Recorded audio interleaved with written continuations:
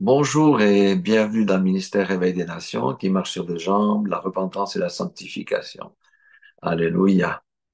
Eh bien, aujourd'hui, je suis vraiment dans la joie de partager quelque chose qui, je l'espère, va toucher plus d'un et va l'aider à progresser dans la foi.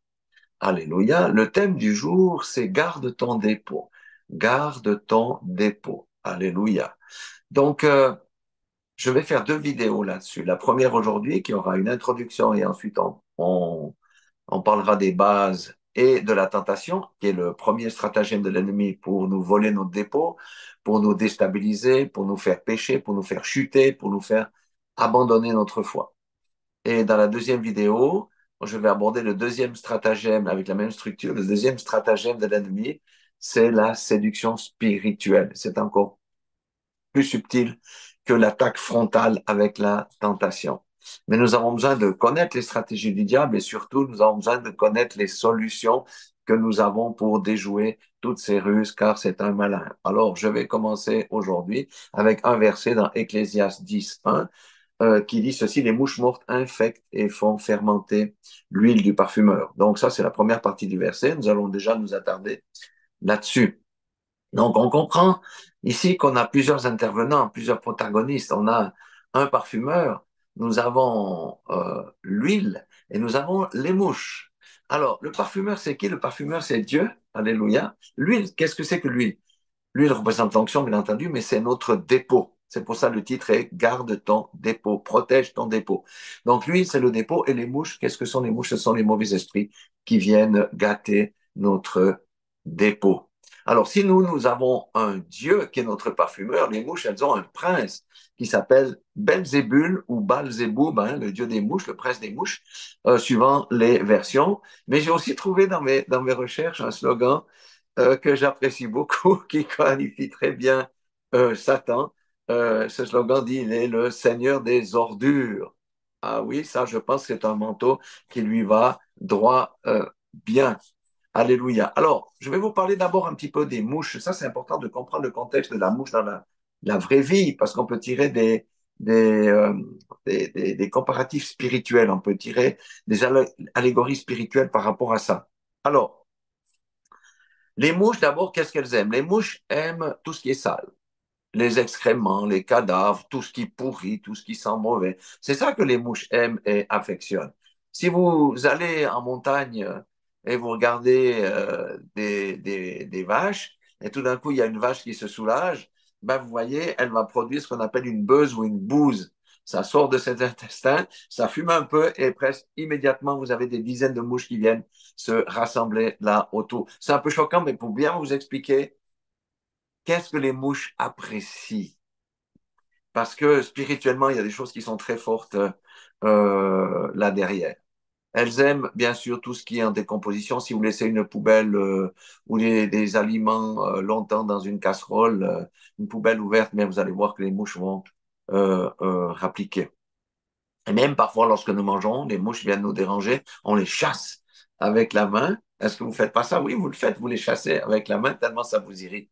Mais on les chasse parce qu'elles nous irritent, mais nous savons aussi pourquoi, parce qu'elles sont sales, parce qu'elles sont des vecteurs de maladies infectieuses qui peuvent donner la mort, particulièrement pour les gens qui présentent des déficiences dans les défenses immunitaires. Les mouches vraiment ne sont pas nos amis. Et les moucherons, vous savez, qui aiment bien aller sur les fruits, les petits nuages de moucherons là, qui vont sur les fruits qui sont déjà bien mûrs, sont tout autant dangereux parce que eux transmettent des bactéries et aussi des virus. Donc, nous voyons que ce petit monde des mouches est très dangereux et les mouches ne sont pas nos amis. En tout cas, spirituellement, elles ne sont pas nos amis et c'est vrai que nous devons prendre garde à ces choses. Il faut savoir qu'une mouche peut pondre entre 300 et 600 œufs. C'est pourquoi il est recommandé de couvrir certains aliments quand c'est la saison des mouches. En hiver, il fait peut-être trop froid, on n'en a pas beaucoup, mais quand vient l'été, juin, il y a beaucoup de mouches. Donc, il faut savoir qu'elles pondent entre 300 et 600 œufs. Ça veut dire quoi? Que si vous laissez les aliments quelque part à l'air comme ça, vous risquez qu'elles pondent des œufs sur, sur ces aliments. Et après, sans vous en rendre compte, vous allez ingérer des œufs de mouche. C'est comme ça que les maladies et les choses se propagent. Et les moucherons, même les petits moucherons, là, jusqu'à 100 œufs. Donc, vous voyez, c'est très intéressant de connaître un petit peu ces choses-là. Alors, il y a deux mouches en particulier que j'aimerais vous présenter qui représentent en fait deux esprits. C'est la mouche tsetse et la mouche Suzuki. Alors, je commencerai à parler de la première. C'est la mouche tsetse. Donc, la mouche tsetse est une mouche dont la piqûre apporte la maladie du sommeil. Ça veut dire le sujet devient très fatigué, somnolent, apathique, il ne fait que de dormir, etc. Il est vraiment dans un assoupissement et dans une tiédeur euh, profonde. Et vous voyez, quand on parle de ça spirituellement, ça nous dit quoi? Regardez l'état du corps de Christ aujourd'hui, attiédi, apathique, sans puissance, sans réaction. Il a juste la religion qui fait croire que l'Église est en vie, mais l'Église est vraiment attiédie et assoupie. Ça, c'est l'effet, si je dois donner un esprit, de l'esprit de la mouche tsetse. Comprenez bien, c'est pour expliquer ces choses-là. La deuxième des choses, c'est la mouche Suzuki, qui vient du Japon, qui est apparue aux États-Unis et en Suisse en 2009. Et cette mouche-là potentiellement fait des ravages. Elle fait des grands ravages dans les cultures, pas les cultures maraîchères, mais les cultures des arbres fruitiers, ainsi que dans la vigne. Et par exemple, si je prends l'exemple de la vigne que je connais bien, je suis fils de vigneron quand même, et une année, nous avons perdu une bonne partie de la récolte parce que la mouche Suzuki a pondu des œufs dans les graines des raisins. Il n'en faut pas beaucoup, hein. Mais en faisant cela, ça libère on va dire, ça libère un fluide qui va polluer et empêcher la transformation du raisin. Donc, la mouche Suzuki a fait de grands dégâts à l'époque parce qu'on ne savait pas comment on devait lutter contre elle. Donc, la mouche Suzuki est une attaque directe sur notre dépôt et frontale, tandis que la mouche tsetse, on va dire, fait les choses dans le temps. Donc, le dépôt, rappelez-vous, qu'est-ce qu'on a comme un dépôt? Nous avons tous reçu un dépôt lors de la conversion. Tous ceux qui sont convertis ont reçu un dépôt avec des dons. Et ce dépôt et ces dons nous permettent de fonctionner dans le royaume de Dieu et de participer activement au développement de celui-ci. Donc, vous comprenez la stratégie du diable. Il faut souiller ce dépôt, il faut endormir les gens de telle manière qu'ils ne puissent pas utiliser le dépôt que Dieu leur a donné. Et j'ai un deuxième verset dans cette partie qui est Jean 10, où il est dit que le voleur ne vient que pour dérober, égorger et détruire. Et vous savez, Satan est persévérant dans sa tâche. Si nous étions persévérants dans le ministère que Dieu nous donne, parce que chacun d'entre nous en a un ministère, on a des dons, on a des talents, si on était aussi persévérant que Satan, eh bien, à ce moment-là, le monde serait déjà transformé. Mais l'état de l'Église aujourd'hui n'est pas dans une bonne situation parce que ce n'est pas le reflet de ce que Dieu aimerait qu'elle soit. Non, nous sommes, comme je l'ai dit tout à l'heure, dans la tiédeur, l'assoupissement, la négligence, tout ce que vous voulez. Et les temps se précipitent et les temps avancent et nous arrivons vraiment, nous sommes dans les temps de la fin, ça tout le monde le sait, mais les situations vont changer de manière rapide, de plus en plus rapide. Et si on n'est pas préparé, eh bien on est cuit. Si on est endormi, on est cuit. Si le dépôt a été souillé, on est cuit. C'est pourquoi le Seigneur sonne la trompette de dire, mais préparez-vous, mon Église, vous n'êtes pas prêts. Préparez-vous, je reviens bientôt, vous n'êtes pas prêts. Vous n'êtes pas prêts à affronter encore ce qui est droit devant, et ce n'est pas dans 3 ans, dans 4 ans, dans 5 ans. C'est à court terme, nous verrons encore de gros changements qui vont arriver sur la planète. Donc, comme je disais tantôt, Satan a deux stratégies pour nous égorger, nous dérober, nous détruire. Et il réussit assez bien, hein, quand même, il faut dire, parce que beaucoup abandonnent la foi. Eh bien, la première des tactiques, c'est la tentation. C'est sa première arme. Et c'est ce dont je vais parler maintenant, puisque j'ai dit que les séductions spirituelles, on en parlera lors de la deuxième petite vidéo. Alors, avant d'aborder franchement la tentation, il faut comprendre les bases de garder le dépôt. Qu'est-ce que ça veut dire? Donc, il y a des choses qu'on doit connaître. C'est que spirituellement, la chair attire les démons comme la pourriture attire les mouches. La chair attire les démons parce qu'il n'y a rien de bon en elle. Ça, c'est la parole de Dieu qui le déclare. Et notre chair est notre ennemi, notre plus grande faiblesse. Notre chair, c'est notre ennemi. Avant le diable, c'est notre chair parce que ses désirs sont mauvais. Et c'est notre plus grande faiblesse et ça constitue un grand point d'entrée pour l'ennemi, un grand point d'entrée pour l'ennemi. La tentation va venir sur notre chair, sur nos faiblesses. Dans Romains 18, 8, 13, il est dit, si vous vivez selon la chair, vous mourrez. Alors, je ne parle pas de la mort physique ici, hein, ici. Mais si par l'esprit vous faites mourir les actions du corps, vous vivrez. Je parle de la seconde mort, qui est l'étang de feu, ou la géhenne, ou l'enfer, selon les traductions. Donc, vivre par la chair, on comprend ici que ça a des conséquences qui sont funestes. Et dans Romains 8.8, c'est une parole très courte que j'aime beaucoup qui dit, or, ceux qui vivent selon la chair ne sauraient plaire à Dieu. C'est une vérité qu'on doit vraiment intégrer. Quand je marche dans la chair, quand un croyant marche par la chair, il ne plaît pas à Dieu. Par contre, il plaît à quelqu'un. Mais vous savez qui? C'est l'ennemi, c'est le diable, c'est Satan. Ah, les gens qui marchent par la chair, lui et ses démons, c'est le festin total parce que véritablement, ils peuvent le détruire, ils peuvent le tourmenter, ils peuvent faire des tas de choses. C'est leur nourriture, véritablement, parce que les fruits de la chair sont nauséabonds. Maintenant, Galates 5.19 nous parle des œuvres concrètes de la chair. Il y a plusieurs versets dans la Bible, hein, mais j'ai pris 5.19 à 21 parce que c'est des passages qu'on connaît bien et qui sont faciles à comprendre. Je vais lire. Or, les œuvres de la chair sont manifestes. Ce sont l'impudicité, l'impureté, la dissolution.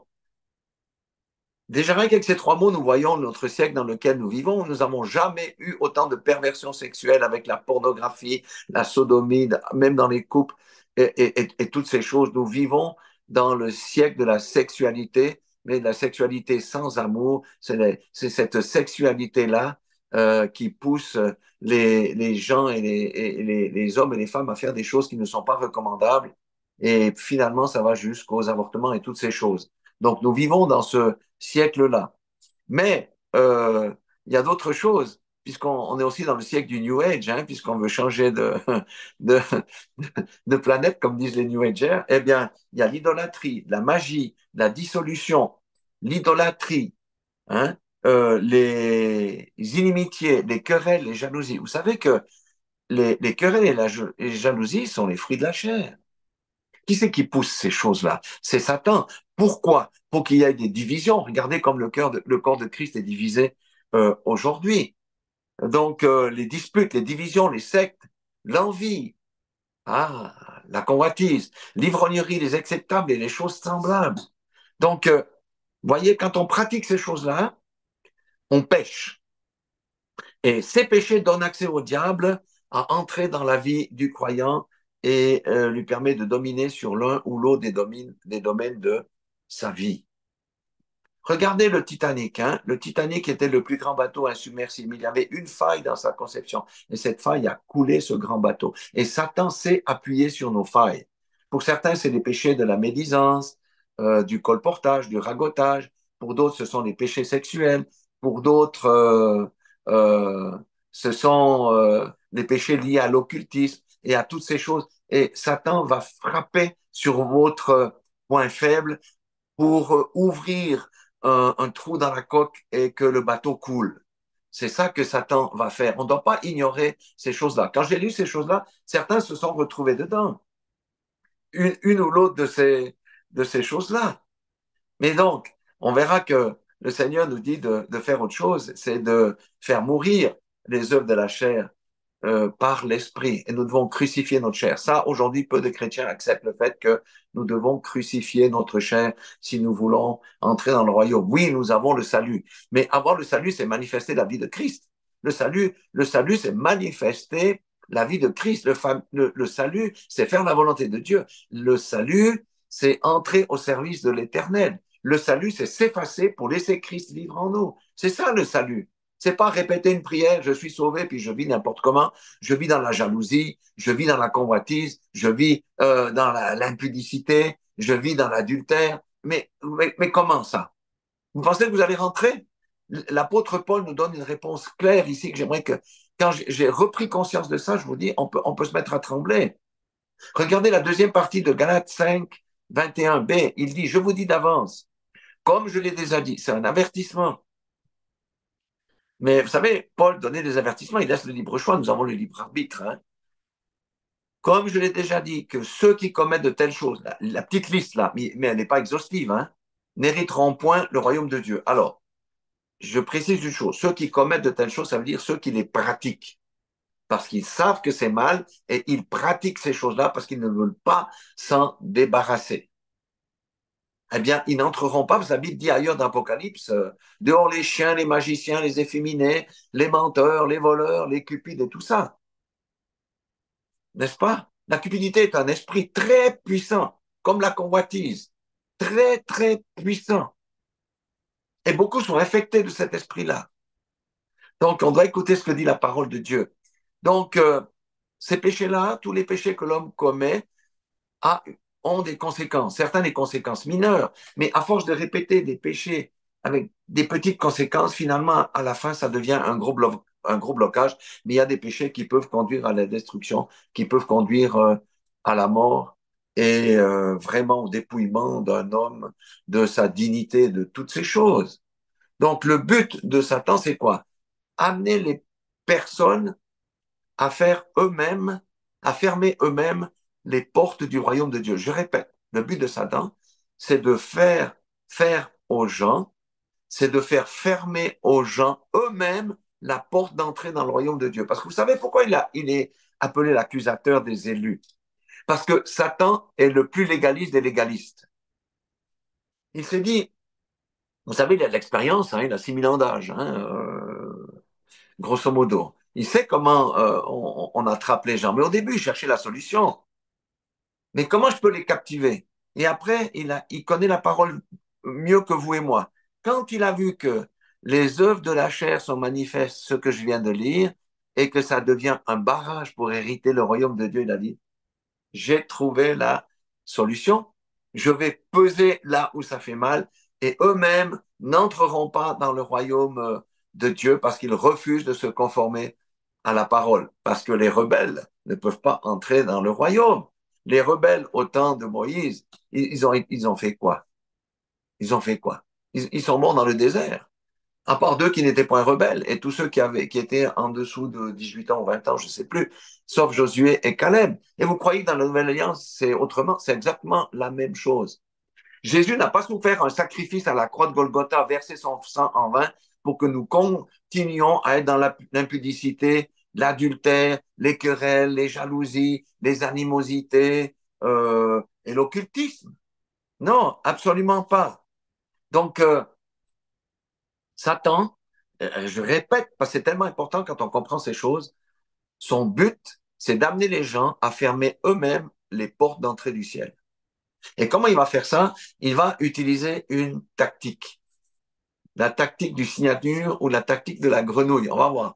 Alors, comment on fait? Hein? Satan se déguise. Il va jamais te dire suis-moi et tu es perdu. Il va te dire bois cette tasse de café, bois cette tasse de thé. Si tu bois de la bière, il va dire prends un verre de bière avec moi. Si tu bois du vin, bois un verre de vin avec moi. Mais dedans, il met un petit peu de cyanure. Et la semaine suivante, un petit peu de cyanure et un petit peu de cyanure. Ça veut dire que il fait caresser le péché, il fait goûter au péché un peu, goûter un peu plus, jusqu'à ce que le péché se normalise dans la vie du croyant. Ça, c'est une tactique. Vous savez que, bon, les hommes tuent souvent de manière violente, les femmes, c'est plus par le poison. Dans les années 30, il y a beaucoup de femmes qui ont passé devant les assises, qui ont été condamnées pour avoir empoisonné leur mari avec la digitaline. Une goutte dans le café par jour. Une goutte, et à la fin, la personne meurt parce que son cœur, je crois, ne fonctionne plus.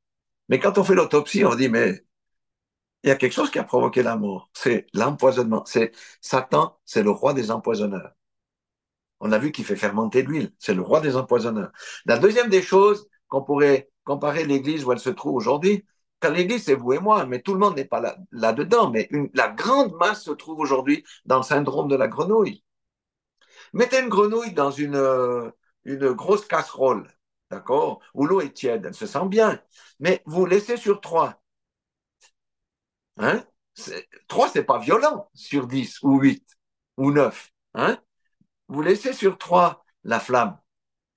Eh bien, au bout d'un moment, elle dit, oh, c'est agréable, mais elle commence à s'assoupir, elle commence à perdre ses forces. Elle perd ses forces. Elle perd ses forces. Et après, au bout d'un moment, vous mettez sur 5 et c'est fini, elle est cuite. Elle ne peut plus sauter parce que les muscles ont perdu, les muscles de la grenouille ont perdu toute puissance. C'est ce que Satan fait. Des puissants hommes se sont laissés avoir par ça. Et Satan continue à pratiquer de la même façon. Donc ça, c'était pour les bases, que je répéterai aussi dans la deuxième vidéo. Maintenant, on va parler des tentations. Je l'ai dit tout à l'heure, la tentation ou les tentations, c'est la première tactique de l'ennemi pour s'attaquer à ton dépôt, à ton huile, à ta personne. Parce que Satan sera bien content d'avoir détruit ton dépôt, mais il veut te détruire aussi. Donc, c'est la première tactique, c'est les tentations. Matthieu 26, 41 nous dit, veillez et priez afin que vous ne tombiez pas en tentation. Ceux qui ne prient pas, je peux vous dire, la tentation, ça va être difficile de résister. L'esprit est bien disposé, mais la chair est faible. Vous voyez, nous revenons de nous avec cette chair. Ma chair, c'est mon principal ennemi. Votre chair, mon frère, ma sœur, ta chair, c'est ton principal ennemi. Donc, il va utiliser la tentation. Mais ce qu'on doit savoir, la tentation n'est pas le péché. C'est la porte qui permet d'ouvrir ou de s'ouvrir au péché. La tentation n'est pas un péché. Parce que le diable nous tente. Il ne peut pas refuser d'être tenté. Il nous tente. Des fois, avec des idées, on se dit, mais c'est quoi ces idées ici? Mais on le repousse. Vous voyez, la tentation, on a un moyen actif. On verra ça tout à l'heure, comment on doit faire. On peut vaincre la tentation. Ça, c'est une chose. Mais la tentation n'est pas un péché. C'est l'acte qu'on commet après, si on succombe à la tentation qui nous entraîne dans le péché. Alors, Éphésiens 4, 27, je dirais la deuxième partie du verset, il dit, et ne donnez pas accès au diable. Là, c'est en relation avec la colère, mais d'une manière générale, la Bible nous enseigne très bien qu'il ne faut pas donner accès au diable. Qu'est-ce que ça veut dire accès? Ça veut dire lui ouvrir la porte. Vous savez, comme à l'époque, on avait des démarcheurs dans les années 50, 60 ou 70, les gens passaient dans les maisons pour vendre leurs produits, ils sonnaient ou ils toc toc toc, et malheureusement, la ménagère, si elle ouvrait la porte, il mettait le pied à l'intérieur, elle ne pouvait plus fermer. Elle était obligée de laisser entrer le monsieur pour lui essayer de lui faire vendre ses salades. Donc, ne donnez pas accès au diable. Ne donnez pas accès au diable. J'aimerais vous poser une question. Pourquoi y a-t-il des chrétiens cupides? Oui, on peut être chrétien et cupide. Pourquoi y a-t-il des chrétiens cupides? Des chrétiens qui se suicident, des chrétiens qui sont accros à la pornographie, des chrétiens qui pratiquent des vices contre nature. C'est juste quelques exemples. Eh bien, parce qu'ils ont justement donné un accès, parce que le diable est entré et a pris le contrôle d'un domaine particulier de sa vie. Ça peut être la sexualité, ça peut être différentes choses. Et c'est parce qu'un squatter est entré, un passager clandestin est entré dans la maison. Et certains ont plusieurs squatters, plusieurs passagers clandestins dans leur maison. Et notre maison, c'est nous-mêmes. Alors, qu'est-ce qu'on fait avec... vous savez, les passagers clandestins, c'est aussi comme les parasites. À l'intérieur de l'intestin, des fois, on a des parasites qui peuvent poser des tas de problèmes. Si vous regardez la nature, il y a des parasites qui viennent sucer la substance de certains arbres, notamment le gui. Donc, on peut résister aux tentations, mais qu'est-ce qu'on doit faire avec, avec les squatters et les passagers clandestins? On les chasse sur la base d'un droit légal. La loi nous permet de chasser les squatters d'un immeuble, d'un appartement, etc. Et la Bible nous autorise à chasser des démons. Alléluia. Oui, il ne faut pas donner des droits à Satan d'entrer dans notre maison. Parce que si on leur donne après, alors ça va être compliqué à le chasser, mais nous avons la possibilité de le chasser. Alors, les tentations, Qu'est-ce que dit Jacques 4, 7? Il dit, soumettez-vous donc à Dieu, résistez au diable et il fuira loin de vous. Souvent, on a dit, ouais, résistez au diable et il fuira loin de vous. Zéro chance. Zéro chance. Pourquoi? Parce que si on oublie la première partie, on va combattre le diable avec la chair. Or, la chair est soumise à Satan. Vous pouvez faire comme vous voulez. La chair ne peut pas vaincre Satan. Je répète, la chair ne peut pas vaincre Satan. Donc, on doit lire tout le verset. Le diable, c'est le premier à dire, ne me résistez pas et je fuirai loin de vous. Est-ce que ça va marcher? Jamais. Soumettez-vous donc à Dieu. Et celui qui se soumet à Dieu marche dans sa volonté, fait la volonté de Dieu, se garde lui-même dans la consécration, la sanctification. Et si on tombe, eh bien, on a les moyens de nous relever en simplement demandant pardon au Seigneur, abandonner la chose et on continue notre route parce que le sang de Jésus nous purifie. Parce que le Seigneur dit, le sang de Jésus nous purifie de tout péché quand on marche dans la lumière. Si on marche dans la lumière, il n'y a pas d'Internet le soir, il n'y a pas de choses coquines sur les téléphones. Du reste, beaucoup maintenant ont la Bible sur le téléphone. Mais le Seigneur dit, ce n'est pas le saint téléphone, parce que dans le téléphone, on va trouver toutes sortes de choses qui ne sont pas bonnes.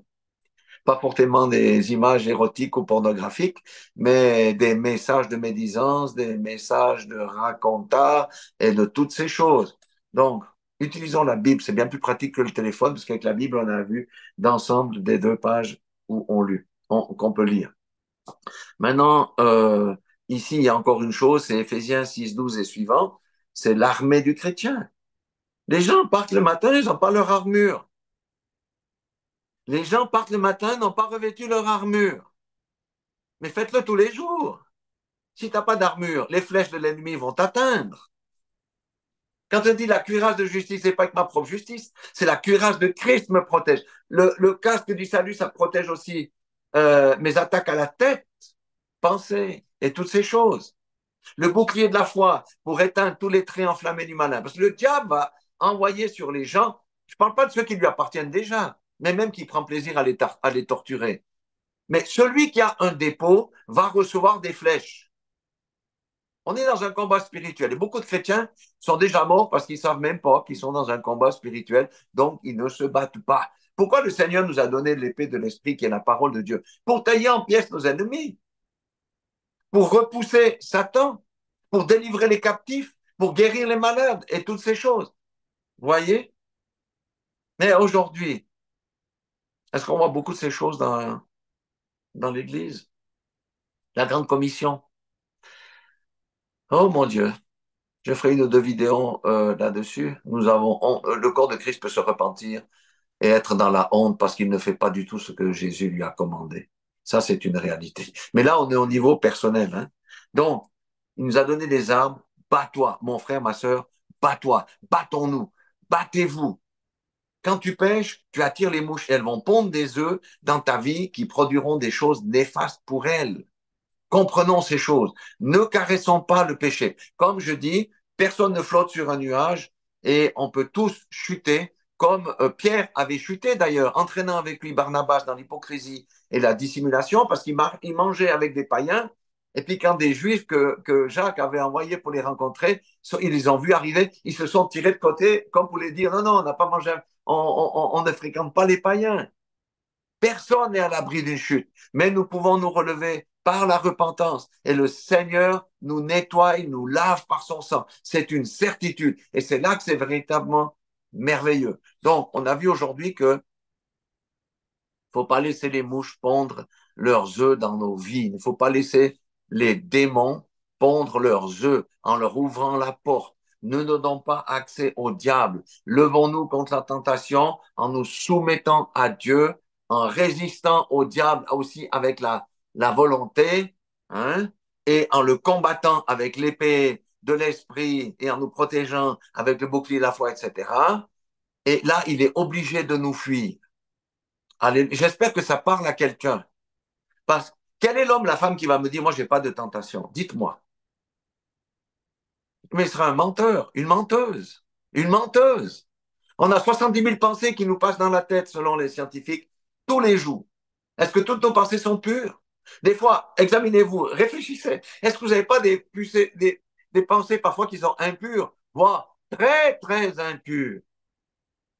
Mais oui, c'est le lot de chacun parce que nous vivons dans la chair. Et tant que la chair, tant qu'on n'aura pas notre corps spirituel, on va pas.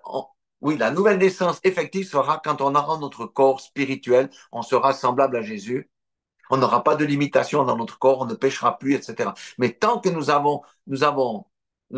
sommes spirituels aussi, bien sûr, notre être spirituel, l'homme intérieur, mais l'homme intérieur est en confrontation avec le vieil homme.